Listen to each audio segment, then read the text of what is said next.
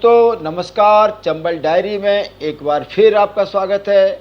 मैं डॉक्टर मनोज जैन इस बार आपसे बया पक्षी के बारे में बात करने आया हूं। दोस्तों कुछ सालों पहले तक गांव देहात में बया के एक मंजिला से लेकर 3 मंजिला घोंसले आसानी से दिखाई दे जाते थे, लेकिन मानव समुदाय के बढ़ते हस्तक्षेप से अब बया और उसके घोंसले बहुत कम दिखाई देते हैं।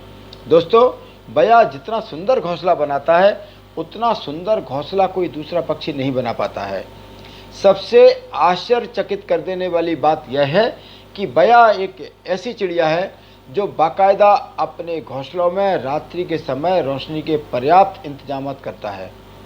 बया अपनी चोंच में तालाब के किनारे से या पानी भरे हुए खेतों से गीली मिट्टी लेकर आता है और उसे घोंसलों में चिपकाने के बाद तुरंत कहीं से जुगनू पकड़ कर ले आता है और गीली मिट्टी सूखने से पहले ही जुगनू को उसमें चिपका देता है। देखते ही देखते घोंसला रोशनी से जगमगा उठता है। बया एक तेज दिमाग चिड़िया होती है और अंधेरा उसे नापसंद होता है। अन्य पक्षी किसी मजबूत पेड़ पर 2 डालियों के बीच अपना घोंसला बनाते हैं, परंतु बया बेर, हिंगोटा, बबूल जैसी झाड़ियों वाले पेड़ों पर इस तरीके से घोंसला बनाती है कि वह हर वक्त झूलता रहे। इससे उसे 2 लाभ होते हैं। एक तो यह ऐसे घोंसलों में दूसरे पक्षियों के आक्रमण का खतरा कम रहता है और बया और उसका परिवार झूला झूलने का आनंद भी लेता रहता है। बया एक ऐसी नस्ल का पक्षी है जिसमें नर घोंसला बनाता है और घोंसला जब आधे से अधिक बन जाता है तब नर बया एक विशेष प्रकार की आवाज़ निकालकर मादाओं को आमंत्रण देता है। मादा बया नर के इस आमंत्रण को यूं ही स्वीकार नहीं कर लेती है, वह पहले आकर बाकायदा घोंसलों का मुआयना करती है। नर के काम को पसंद आने पर ही जीवन साथी चुनने का सूझबूझ से निर्णय लेकर सहमति देती है। मादा बया पहले कई अधबने घोंसलों में जाकर उनमें बैठकर पहले चेक करके सुनिश्चित करती है कि कौन सा घोंसला उसके और उसके आने वाले परिवार के लिए सुरक्षित होगा, तभी वह नर बया का आमंत्रण स्वीकार करती है। बया के घोंसले सुंदरता के साथ साथ मजबूत भी होते हैं, क्योंकि बया किसी जमीन पर पड़े हुए खरपतवार से अपना घोंसला नहीं बनाती, बल्कि बाजरा, गन्ना, खजूर, ताड़ आदि की मजबूत किस्म के लंबे पत्तों को चीरकर विशेष तकनीक से घोंसले की मजबूती से बुनाई करती है। बया अपने परिवार की जनसंख्या के अनुसार 1 से 3 मंजिल का सुंदर और मजबूत घोंसला बनाती है। इसके घोंसले लोग सजावट के लिए घरों में प्रयोग करते हैं।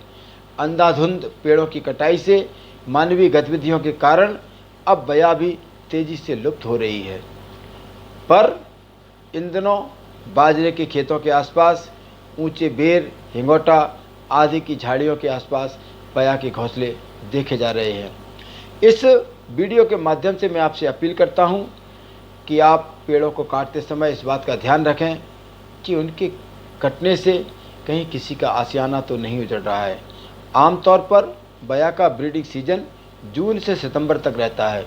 इस सीजन से पूर्व नर व मादा एक जैसे दिखाई देते हैं, पर ब्रीडिंग सीजन में नर का रंग और भी आकर्षक होने लगता है। इस दौरान नर बया की छाती और सिर का रंग चटक पीला हो जाता है और गर्दन व आँखों के आसपास का रंग गहरा काला हो जाता है। इस आकर्षक रंग से ही नर मादा को रिझाता है। अपने देश में बया की 4 प्रजातियां पाई जाती हैं: बया weaver, black breasted weaver, striped weaver और फिंच बीबर।